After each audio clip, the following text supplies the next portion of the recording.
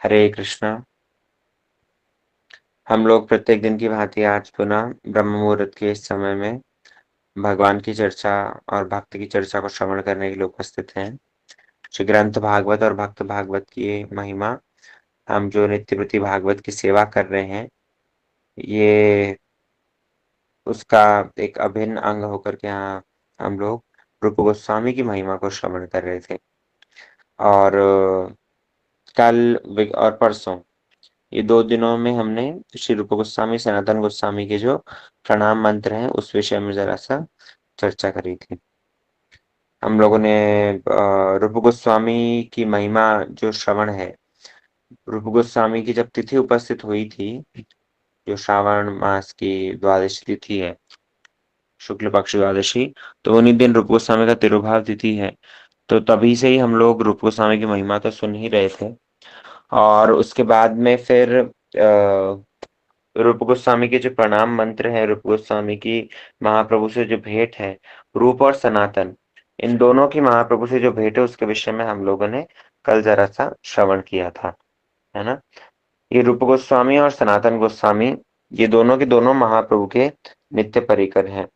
हमने पहले भी बतलाया था कि जैसे महाप्रभु के अपने परिकरों में देखने को मिलता है कि वे संसार में जन्म हुए, जन्म लेने के उपरांत अपने जो जागतिक कार्य हैं उनको निवृत्त करते करते कभी इनकी भक्तों से भेंट हुई, कभी महाप्रभु से भेंट हुई, और उसके उपरांत उन्होंने गृह त्याग करके वृंदावन में संपूर्ण रूप में बैरागी होकर के जीवन यापन किया, या जगन्नाथपुरी में जा करके वैराग्य धारण करके महाप्रभु के अनुगत्य में ही जीवन धारण किया। तो ये ऐसा आचरण जो महापुरुषों का देखने को मिलता है, इसको बिल्कुल भी प्राकृत समझना नहीं चाहिए। संत लोगों ने टीका में वर्णन किया है वहां पर कि यद्यपि महाप्रभु के समस्त परिकर वे महाप्रभु के आदेश पाकर ही जिसको जहां जैसी सेवा है वैसी सेवा कर रहा है। कोई गृहस्थ आश्रम में रह करके सेवा कर रहा है, तो कोई त्यागी होकर के महाप्रभु जैसा ही आचरण ग्रहण करते हुए सेवा कर रहा है। लेकिन ये दोनों सेवाओं के अंदर कोई पार्थक्य नहीं है।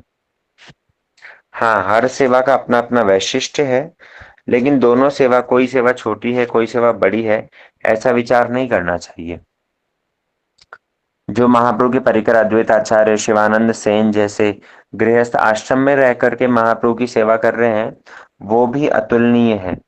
और जैसे रूप गोस्वामी सनातन गोस्वामी त्यागी की भांति आचरण करते हुए सब कुछ, प्रधानमंत्री और वित्त मंत्री की नौकरी को त्याग करके वृंदावन में रह रहे हैं। कैसे? अनिकेते दुहे वने जत वृक्षगण, एक एक वृक्षेर तले एक एक रात्रि शयन, विप्र ग्रहे स्थूल भिक्षा कहाँ माधु करी, शुष्क रोटी चाना चबाए भोग परिहरी, अष्ट प्रहर कृष्ण भजन चारि दंड शयने, नाम संकीर्तन प्रेमे सेहो नए रात्रि दिने। तो ये जो महाप्रभु का भक्तों का जो वैराग्य है, रूप सनातन का जो वैराग्य है, ये दोनों ही हमारे लिए शिक्षणीय है। ऐसा नहीं कि गृहस्थ है तो उनको गृहस्थ का आचरण करना है और वैराग्य उनको वैरागी का आचरण करना है। महाप्रभु के समस्त भक्तों की जो आचरण है, वो हमारे लिए जीवन के हर स्तर पर शिक्षणीय है ना। उन जिन्होंने वैरागी का आचरण करके शिक्षा दी है, वो वैरागी का आचरण भी हमारे लिए ग्रहणीय है। तो जहाँ शिवानंद सेन जैसे भक्त महाप्रभु के सारे परिकरों को लेकर के प्रत्येक वर्ष ही जगन्नाथपुरी में आना जाना करते थे, तो ये तो वैष्णव सेवा का कितना श्रेष्ठ आदर्श उन्होंने दिखलाया है। इसीलिए दोनों के ही आचरण हमारे लिए ग्रहणीय है। और दूसरी बात, अगर इनके जीवन में ऐसा आचरण देखने को मिलता है कि वो त्यागी हो रहे हैं, साधन करके दिखला रहे हैं, बाद में धीरे धीरे क्रमशः उन्नति को प्राप्त कर रहे हैं, और उन्नति को प्राप्त करने के बाद में महाप्रभु के निरंतर भजन में रत है, तो ऐसा केवल मात्र अभिनय है। ये बिल्कुल नहीं समझना चाहिए कि ये भी साधारण जीव की भांति ऐसे ही संसार कूप में पड़े हुए थे, भक्तों का संग हुआ है, महाप्रभु का संग हुआ है, तो तब जाकर के इनको जरा अक्ल आई और अब तब भजन कर रहे हैं। ऐसा बिल्कुल सोचना नहीं चाहिए। महाप्रभु, उनके सारे भक्त, वो नित्य सिद्ध महापुरुष हैं। श्री कृष्ण चैतन्य प्रभु जीवे दया करी, स्वपार्षद सुयथाम सह अवतरी। महाप्रभु अपने परिकरों के साथ में और अवतारों को साथ में लेकर के आए हैं। अपने धाम को, परिकरों को, सबको साथ में लेकर के आए हैं।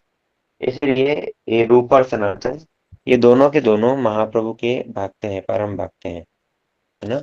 इसीलिए इन दोनों ने जो अपने जीवन में त्यागी का आचरण करके दिखाया है, ऐसा नहीं सोचना चाहिए कि पैसे पहले मुसलमान राजा के घर में, उसके राज्य में संसार विषयों में लिप्त थे और अब त्यागी का आचरण कर रहे हैं। नहीं, ये शुरू से ही महाप्रभु के जितने सारे भक्त हैं, उन महापुरुषों के लक्षण इनके अंदर शुरू से ही विद्यमान रहते हैं। दूसरी बात, कल हम जब सुन रहे थे महाप्रभु से इनकी जो भेंट हुई है, प्रथम भेंट राम के लिए ग्राम में, उस प्रसंग के अंदर इतनी सारी शिक्षाएं हैं। देखो आप, रूप सनातन का महाप्रभु से भेंट, और महाप्रभु से भेंट करने से पहले भक्तों से भेंट, नित्यानंद और हरिदास। दूसरी बात, महाप्रभु से जब भेंट हुई है तो उनका स्वाभाविक दैन्य, हमने पहले बतलाया था ना, ये दीनता, ये कोई मैकेनिकल प्रोसेस नहीं है कि इसका अभिनय कर लो और जीवन में आ जाएगी। नहीं, ये दीनता स्वाभाविक रूप में होनी चाहिए। और स्वाभाविक रूप में कैसे होगी? स्वाभाविक रूप में ये दीनता होगी उन्नत संग के माध्यम से। इसलिए जिसका जितना उन्नत संग है, वो उतना ही रूप में जीवन में इतना सुनीचता का आचरण ग्रहण कर पाएगा। अगर जीवन में उन्नत संग नहीं है, मेंढक जो कुएं का मेंढक होता है ना, उसको क्या पता कि सागर के अंदर कितना जल है, सागर की जलराशि कितनी अगाध है, उसको क्या पता। कुएं का मेंढक यही सोचता है कि अरे, अगर कोई बड़ा सरोवर भी है, बड़ा कोई और जलाशय भी है, तो कितना होगा, मेरे इस कुएं से बड़ा तो हो नहीं सकता। और जैसा आप लोगों ने एक चीज और देखी होगी, जो जितने बड़े जलाशय में रहता है, उस मेंढक का आकार भी फिर उतना ही बड़ा होने लगता है। छोटे जलाशय में रहने वाले मेंढक कुछ कम होते हैं, और बड़े जलाशय में रहने वाले मेंढक, उनकी साइज जरा बड़ी होती है। तो गुरु महाराज कथा सुनाते ना, जैसे किस समय कोई एक मेंढक के पास में, कुएं का मेंढक था, उसके पास में बाहर से कोई मेंढक आया और बतलाया, जानते हो तुम वहां पर इतना बड़ा जलाशय है, इतना विराट जलाशय है, तुम तो कहाँ इस साधारण कुएं में पड़ करके रह रहे हो। वो कुएं वाला मेंढक कहता है, कितना बड़ा जलाशय है? बोले बहुत बड़ा जलाशय है, उसके अंदर तो बहुत बड़े बड़े मेंढक भी रहते हैं, उनको बहुत विराट आकृति है उनकी। तो ये अपना मुंह फुला करके कहने लगा कि बोले क्या, मुझसे भी बड़े मेंढक है, इस जलाशय से भी बड़ा, इस कुएं से भी बड़ा जलाशय है? बोले हाँ। बोले कितने मेंढक, बड़े मेंढक है? उसने अपना आकार फुलाया। मेंढक जब आकार फुलाता है ना, तो वो पूरा गाल फुला करके और अपने शरीर को विस्तार कर लेता है। फुलाया, बोले क्या इतना बड़ा है? बोले नहीं, इससे भी बड़ा। और फुलाया, बोले इतना बड़ा है? बोले नहीं, इससे भी बड़ा। और फुलाया, फुलाते फुलाते जब वो उसे मना करता रहा, बोले नहीं नहीं नहीं, इतना भी नहीं, इतना भी नहीं। लास्ट में उसको फुलाते फुलाते क्या हो, खुद का ही पेट फट गया। तो ये कुएं के मेंढक की भांति अगर हम ये सोचेंगे कि बस इस कुएं से बड़ा और कुछ है ही नहीं, इस जलाशय और कोई बड़ा जलाशय है ही नहीं, मुझसे बड़ा और कोई मेंढक है ही नहीं, तो ऐसे में हम भी अधोगति को ही प्राप्त होंगे। जबकि जब हम श्रेष्ठ आचरण करेंगे, कुएं के मेंढक मतलब क्या, हम लोग यदि अपने आप को ही बड़ा भक्त मानने लग जाएं कि हमसे बड़ा तो भगवत भक्त कोई है ही नहीं, हम ही हैं भक्तों में शिरोमणि, और हम दूसरों को उपदेश देंगे, हम दूसरों को इंस्ट्रक्ट करेंगे, हम दूसरों को अपने अनुसार चलाएंगे, तो ये जो आचरण है, ये आचरण संपूर्ण रूप में हमारे अधोपतन का कारण बनता है। इसलिए एक कुएं के मेंढक की वृत्ति छोड़ करके हमें उच्च संघ के लिए प्रचेष्टा करनी पड़ेगी। हम स्वयं ही बहुत बड़े भक्त हो गए, ऐसा अभिमान दूर करके उच्च संघ के लिए प्रचेष्टा करनी पड़ेगी।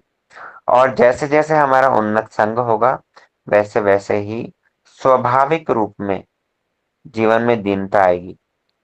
तब कोई मैकेनिकली कुछ एफर्ट नहीं करने पड़ेंगे। जैसा कि रूप और सनातन, ये दोनों के दोनों जब महाप्रभु के पास में गए हैं, तो महाप्रभु के पास में जाकर इन्होंने कितने दीनहीन वचन कहे, इतने दीन, जिसको सुन करके महाप्रभु का स्वयं हृदय विगलित हो गया। महाप्रभु ने इन दोनों को आलिंगन किया और आलिंगन करते हुए इन दोनों को कहा कि अरे तुम लोग तो मेरे जन्म जन्म के किंकर हो, तुम लोग इस तरह की बातें क्यों कहते हो, अपने आप को नीच कह रहे हो, अपने आप को पतित कह रहे हो, ये बात ठीक नहीं है तुम्हारी। तुम तो मेरे जन्म जन्म के किंकर हो, इसीलिए भगवान तुम्हारा अति शीघ्र ही कृष्ण तुम्हारा अति शीघ्र ही उद्धार करेंगे। जन्मे जन्मे तुम्ही दुई किंकर अमार, अच्छी रात है कृष्ण तुम्हारे करीब है उद्धार। इसलिए तुम बिल्कुल भी चिंता मत करो, बहुत ही शीघ्र भगवान तुम्हारा उद्धार करेंगे। रूप और सनातन ने जिस समय पर महाप्रभु के सामने अपनी प्रथम भेंट में ही दैन्य का अर्पण किया है, अपने आप को जगाई मदाई से भी ज्यादा नीच मानते हैं, अपने आप को पतित मानते हैं, अपने आप को म्लेच्छ राजा के यहाँ काम करने वाला मुसलमान ही मानते हैं, और इसी कारण महाप्रभु के सामने आने में भी लज्जा पाते हैं। यद्यपि महाप्रभु की स्तुति करी है, नमो ब्राह्मण देवाय गो ब्राह्मण हिताय च जगत हिताय श्री कृष्णाय गोविंदाय नमो नमः। भगवान की मतलब कृष्ण तत्व को जानने वाले, लेकिन तब पर भी महाप्रभु की स्तुति करते हुए और उन्होंने ये आचरण करके दिखलाया कि जीवन में दैन्य धारण करना कितना जरूरी है। तीसरी बात, महाप्रभु जब उनके ऊपर कृपा वर्षण किए तो महाप्रभु कृपा वर्षण करने के साथ साथ ही अपने भक्तों से भी कृपा करने को कहा। तो इससे और एक बात पता चलती है कि भगवान की कृपा भक्त कृपा की अनुगामिनी है। भगवान की कृपा तब तक नहीं होती जब तक किसी भक्त की कृपा नहीं होती, और आपको शास्त्र में इसके असंख्य प्रमाण मिल जाएंगे जहां भगवान की कृपा यदि हुई है तो उसके पीछे कुछ ना कुछ भक्त का कारण है, भक्त उसमें रहस्य बने ही बने हैं। भागवतम में नलकुबेर और मुनिग्रीव, इन दोनों के ऊपर नारद जी ने कृपा करी। आप कहोगे कैसे कृपा करी, उन्होंने तो और अभिशाप दे दिया। बोले हाँ अभिशाप दिया, लेकिन अभिशाप दिया तो भी वो वृक्ष बने कहाँ, नंद भवन में। साधारण जगह है, नंद भवन में वृक्ष बने। और तो और नारद जी वहां रास्ते से जा रहे थे, अनायास ही उनकी दैन्य उनकी पतित अवस्था को देख करके नारद जी ने कृपा करी। कोई उनकी कृपा का कोई कारण नहीं था, इन्होंने प्रार्थना करी हो या फिर कोई अन्य कुछ इनका प्रचेष्टा हो, ऐसा देखने को नहीं मिलता।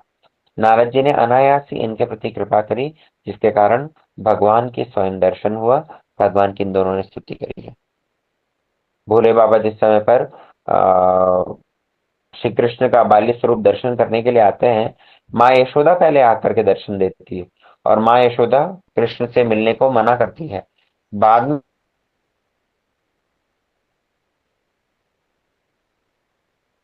जब माँ यशोदा से प्रार्थना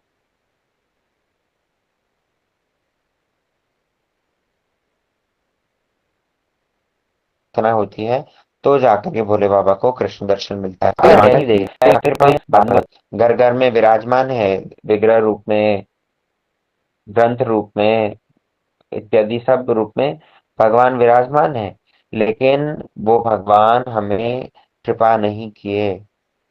हमें कृपा करे तो करे कौन, वैष्णव करे, भक्त करे हैं, गुरुदेव करे हैं। इसीलिए हम लोगों को ये सिद्धांत समझना होगा कि महाप्रभु ने रूप और सनातन के ऊपर कृपा तो करी, स्वयं कृपा करी, और भक्तों को भी कहा कि इनको आशीर्वाद करो। और महाप्रभु की कृपा से ही क्या हुआ है, रूप और सनातन इन दोनों के दोनों ये संसार गर्त से उद्धार हो गए, और महाप्रभु से के चरणों में इन्होंने आश्रय लिया। अब पहली बार जब भेंट हुई है रूप और सनातन की, तब उस समय पर इन दोनों ने, चौथा पॉइंट जो याद करने वाला है, इन दोनों ने ही महाप्रभु तक को उपदेश दिया। तो मानो महाप्रभु जी यहाँ शिक्षा दे रहे हैं कि ये रूप कोई साधारण नहीं है, ये रूप और सनातन ये कोई साधारण नहीं है। अरे इन्होंने, इनसे जब मैं खुद शिक्षा ग्रहण कर रहा हूँ तो फिर साधारण जगत जीवों को शिक्षा ग्रहण करने में क्या दिक्कत है। मैं स्वयं भगवान होकर के यदि रूप और सनातन से शिक्षा ले रहा हूँ, उपदेश दिया ना, महाप्रभु को जब वृंदावन जाना जा रहे चाह रहे थे, तो रूप और सनातन ने तो उनको मना किया, जहां समझे चले ए रोग लक्ष्य कोटि, वृंदावन जाए बार नाही परिपाटी। रूप और सनातन ने उनको मना किया कि वृंदावन ऐसे नहीं जाया जाता लाख लाख लोगों को साथ में लेकर के, इसलिए अकेले जाओ, एक दो सेवक साथ में लो और अकेले जाओ। तब महाप्रभु को स्वयं ही जो उपदेश दे रहे हैं, महाप्रभु स्वयं जिससे शिक्षा ग्रहण कर रहे हैं, तो उससे भला हम शिक्षा क्यों न ग्रहण करें। हम सब क्यों ना रूप गोस्वामी के बताए हुए उपदेशों को, इनके ग्रंथों को, इनकी शिक्षाओं को पालन करें, जब भगवान स्वयं इनसे शिक्षा ग्रहण कर रहे हैं। इसलिए इस माध्यम से मानो भगवान ने ही रूप गोस्वामी को प्रमाणित किया। तीसरी और बात यह है कि महाप्रभु इनके माध्यम से पहले तो शिक्षा लिए हैं और बाद में शिक्षा देंगे। तो ये भक्तों का जो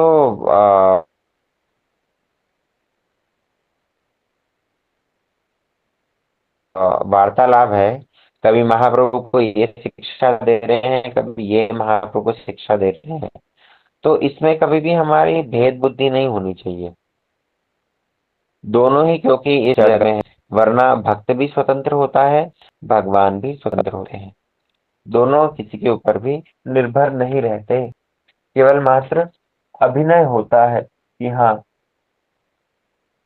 ये।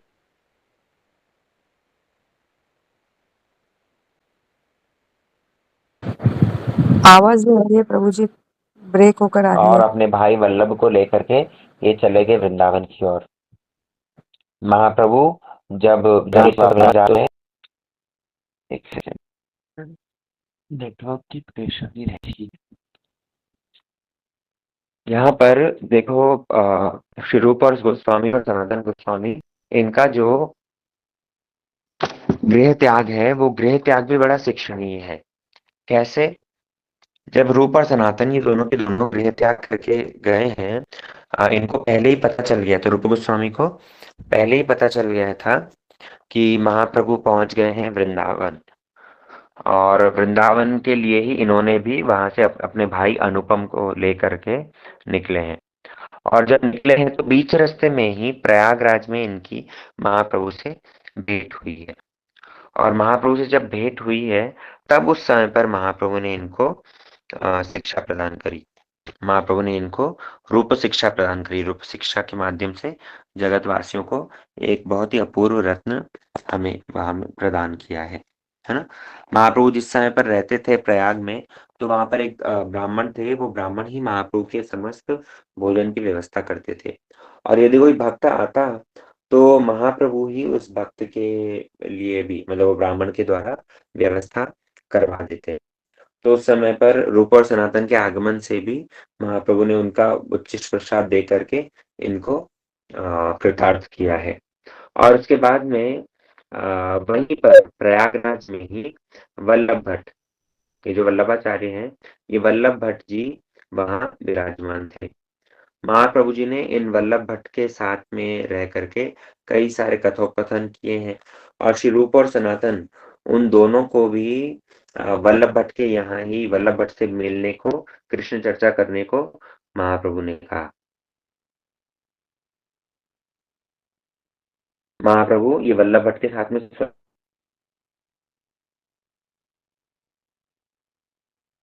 स्वयं भी कृष्ण चर्चा करते, और रूप और सनातन, रूप और अनुप, इन दोनों ने सही तरह से मिलकर के कृष्ण चर्चा करने की आदेश दिया है।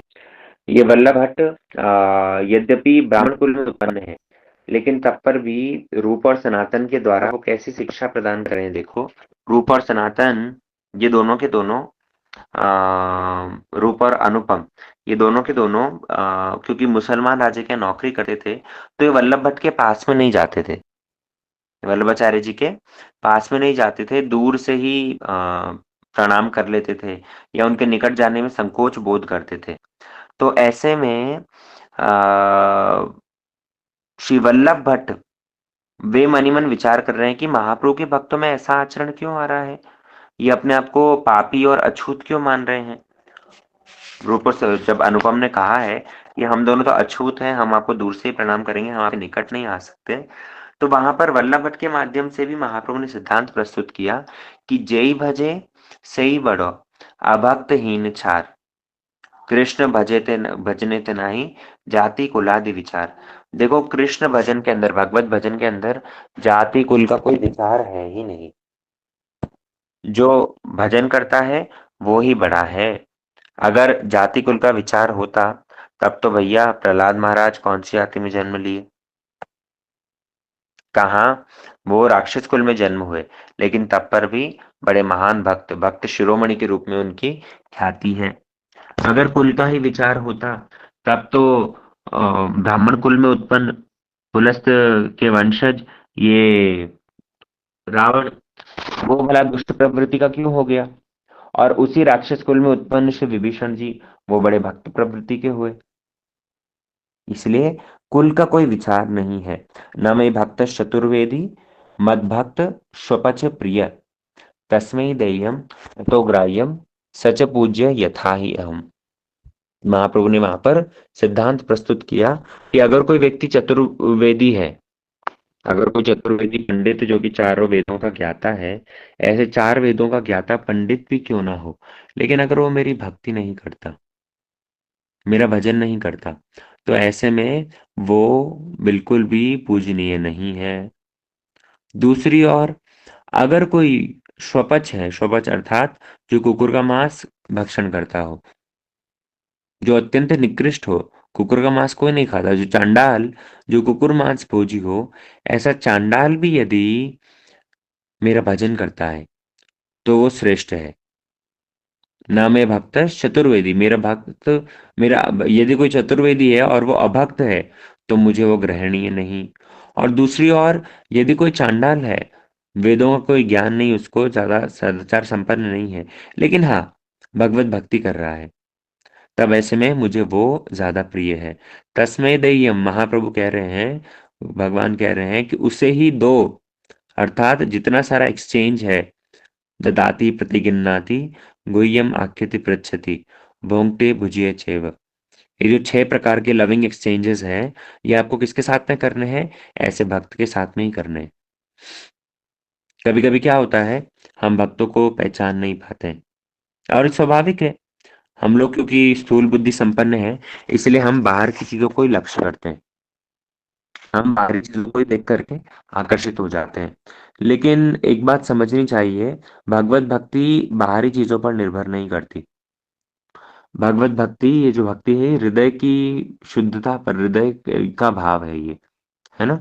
तो इसलिए महाप्रभु ने कहा तस्मै देय्यम ततो ग्राह्यम, अरे ऐसे ही व्यक्ति को दान करो, ऐसे व्यक्ति को दो, और उसी से ही ग्रहण करो, है ना। कभी कभी कुछ लोग हमसे प्रश्न करते हैं, बोले प्रभु जी हम अमुक वैष्णव को कुछ देना चाह रहे थे, और हमने जब उनसे कहा कि ऐसे ऐसे देने की बात है, तो उन्होंने तो पलट करके और हमसे कुछ ज्यादा कुछ मांग लिया।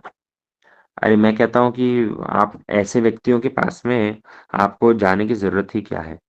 यदि आपके मन में कुछ देने का भाव है, यदि आपके मन में कुछ सेवा का भाव है, तो ऐसे में आप गुरु महाराज को, या आपकी जिनके प्रति निष्ठा है, जो वैष्णव कितने समय से भगवत भजन परायण है, तो ऐसे वैष्णव को अप्रोच करके और उनके पास में जाओ। ये जगत, ये दुखालय है, और ये दोषों से पूर्ण है। तो ऐसे दोषों से पूर्ण जगत के अंदर तो सब में आपको कुछ ना कुछ दिखेगा ही दिखेगा। इसीलिए गुरुदेव का परामर्श लेते हुए, अपने अपने गुरु महाराज का परामर्श लेते हुए, वे जिसको अनुमोदन करें, ऐसे में हमें उसकी ओर अग्रसर होना चाहिए। महाप्रभु ने कहा न च सच पूज्य यथा ही अहम, अरे वो मेरे समान ही पूज्य है, मेरे समान ही वो भक्त पूज्य है, जिसने संपूर्ण रूप में भगवत भजन किया है और शरणागत हुआ है। इसलिए वल्लभ भट्ट ने उन दोनों को निमंत्रण करके उनको पास में ही बैठ करके भोजन पवाया। श्री वल्लभाचार्य जी ने महाप्रभु के इस भाव को समझ करके अपने घर में ही उनके चरण कमलों को धो करके उनके चरणों के धोत को अपने मस्तक पर धारण किया, है ना। इस प्रकार से वल्लभ भट्ट ने महाप्रभु जी की पूजा करी, और उनके साथ साथ में आए हुए दोनों, रूप और अनुपम, उन दोनों को भी सम्मान किया। महाप्रभु जिस समय रहते थे यही वल्लभ भट्ट के यहाँ पर, तब एक पंडित का आगमन हुआ था, जिन पंडित का नाम है रघुनाथ उपाध्याय। ये रघुनाथ दास गोस्वामी, रघुनाथ भट्ट गोस्वामी, और ये तीसरे ये रघुनाथ उपाध्याय। हमने जिस समय रघुनाथ दास गोस्वामी का चरित्र गाया था उस समय हमने बतलाया था कि तीन रघुनाथ प्रमुख है ना। ये रघुनाथ दास गोस्वामी जिनका चरित्र हम सुन चुके हैं, रघुनाथ भट्ट गोस्वामी जो कि महाप्रभु के और एक परिकर हैं, षड गोस्वामियों में अन्यतम है, और तीसरे ये रघुनाथ उपाध्याय हैं। ये रघुनाथ उपाध्याय ये बहुत श्रेष्ठ वैष्णव पंडित हैं जिनकी रचनाओं को महाप्रभु स्वयं श्रवण करते थे। तो महाप्रभु ने उस समय पर रघुनाथ उपाध्याय से प्रश्न किया, रघुनाथ उपाध्याय से प्रश्न किया कि सबसे श्रेष्ठ आराध्य कौन है और उनका सबसे श्रेष्ठ रूप कौन सा है। क्या प्रश्न किया कि सबसे श्रेष्ठ आराध्य कौन, अर्थात किसकी पूजा करनी चाहिए, किसकी पूजा करना सर्वश्रेष्ठ होगा, और दूसरी बात उनका सर्वश्रेष्ठ रूप कौन सा है, क्योंकि भगवान के तो अनेक रूप होते हैं, तो कौन सा रूप श्रेष्ठ है, कौन से देव की उपासना करनी चाहिए। तब ये रघुनाथ उपाध्याय ने वर्णन किया है, श्याम एव परम रूप पुरी मधुपुरी वरा। उन्होंने बताया कि भगवान का यदि कोई सर्वश्रेष्ठ आराध्य रूप है तो वो कैसा रूप है, वो कौन सर्वश्रेष्ठ आराध्य कौन है, बोले श्याम, भगवान कृष्ण, श्री राधा कृष्ण, वो ही सर्वश्रेष्ठ आराध्य है। अच्छा, उनकी उनका धाम कौन सा है, कौन से धाम में वो सेवित होते हैं, बोले पुरी मधुपुरी वरा। ये जो मथुरापुरी है, ये जो संपूर्ण ब्रजमंडल धाम है, ये मथुरापुरी ही सर्वश्रेष्ठ धाम है। अन्य अन्य भगवान के जितने सारे धाम है उनमें से ये मथुरापुरी ही सर्वश्रेष्ठ धाम है। और मथुरापुरी से कहने से मतलब 84 कोस ब्रजमंडल मानना चाहिए, जहां पर भगवान ने वह संपूर्ण लीलाएं करी है। और रूप गोस्वामी पाद तो अपने मथुरा महात्म्य में इतना तक कहते हैं कि ये मथुरा नहीं, ये मधुरा है। मथुरा, मथुरा नहीं, मधुरा। मधुरा, मधुरा मतलब मधुर है, अत्यंत सुमिष्ट है, अत्यंत आकर्षक है। इसलिए ये मथुरापुरी ही सर्वश्रेष्ठ मत है। तीसरी बात, बोले वय किशोरगम, जो कृष्ण का, यद्यपि कृष्ण के बहुत सारे स्वरूप हैं लेकिन उन कृष्ण के सबसे श्रेष्ठ स्वरूप कब प्रकाशित होता है, जब वो किशोर रूप में है, जब उनकी आयु किशोर अवस्था की है, तब ही उनका सर्वश्रेष्ठ माधुर्य प्रकाशित होता है। चौथी बात, बोले कौन से रस में उनकी उपासना करनी चाहिए, बोले आद्य एव पर रस, जो आदि रस है, जो श्रृंगार रस है, अर्थात ब्रज की गोपियों ने जिस प्रकार कृष्ण की सेवा करी है, वो आद्य रस, वो ही सर्वश्रेष्ठ रस है। इस प्रकार ये रघुनाथ उपाध्याय ने जब ये बात कही है तो महाप्रभु इसको सुन करके बड़े प्रसन्न हुए, और महाप्रभु अत्यंत प्रसन्न होकर के उनको आलिंगन करने लगे। महाप्रभु ये वल्लभ भट्ट के यहाँ पर रहते हुए उन्होंने ये सारी सब लीलाओं का आस्वादन किया। और महाप्रभु कभी कभी जब यमुना यमुना पार करके जाते थे, प्रयाग में रहते थे ना, तो प्रयाग में तो गंगा यमुना सरस्वती तीनों का संगम है। तो जब यमुना से जाते थे उन वल्लभ भट्ट के घर पर, तो महाप्रभु कभी कभी उसी यमुना के अंदर छलांग मार करके और प्रेम में मत्त हो जाते, प्रेमाविष्ट हो जाते। और महाप्रभु को उस समय पर भक्त भी स्वयं छलांग मार करके उनको बाहर निकालते, और बाहर निकाल करके उनको पुनः सुरक्षित रूप में वल्लभ भट्ट के घर पर लेकर के आते। तो ये देखो, ये प्रयागराज स्थान वर्तमान समय पर तो हम केवल मात्र ये जानते हैं कि हाँ कुंभ होता है, गंगा यमुना सरस्वती का मिलन है, और संगम तीर्थराज है, यही सब जानते हैं, कुंभ भी होता है। लेकिन हम गौड़ीय भक्तों के लिए ये प्रयागराज की महिमा गंगा यमुना सरस्वती के संगम से नहीं है। ये तीर्थों का, ये नदियों का प्रवाह तो हर जगह होता ही है। हम गौड़ीय भक्तों के लिए प्रयागराज का महत्व किस लिए है, क्योंकि महाप्रभु स्वयं वहां पर अनेक समय तक रहे। महाप्रभु स्वयं वहां पर रह करके उन्होंने ये समस्त लीलाओं का आस्वादन किया, और विशेष करके महाप्रभु ने उसी स्थान को चयन किया करके ये रूप शिक्षा जगतवासियों को प्रदान करी। इसलिए ये प्रयागराज हमारे लिए इस दृष्टिकोण से बड़ा महत्वपूर्ण है। महाप्रभु वहीं प्रयागराज में रह करके रूप गोस्वामी को जितने सारे भक्ति तत्व, रस तत्व, कृष्ण तत्व, जो सब सिद्धांत है, ये सब के सब सिद्धांत रूप गोस्वामी को वर्णन करते हैं। वृंदावन में जितने सारे लुप्त तीर्थ हैं, उन लुप्त तीर्थों के विषय में बतलाते हैं, और उसके बाद में रूप गोस्वामी को विस्तृत रूप में ये रूप शिक्षा प्रदान करते हैं, है ना। इसलिए ये रूप शिक्षा किस प्रकार विस्तार से महाप्रभु वर्णन कर रहे हैं, क्या क्या सब रूप गोस्वामी के चरित्र में है, वो सब हम लोग श्रवण करेंगे आगामी क्लास में। आज के सत्र को यहीं पे विश्राम देते हैं। हरे कृष्णा। वाञ्छाकल्पतरुभ्यश्च कृपा सिन्धुभ्येव च पतितानां पावनेभ्यो वैष्णवेभ्यो नमो नमः।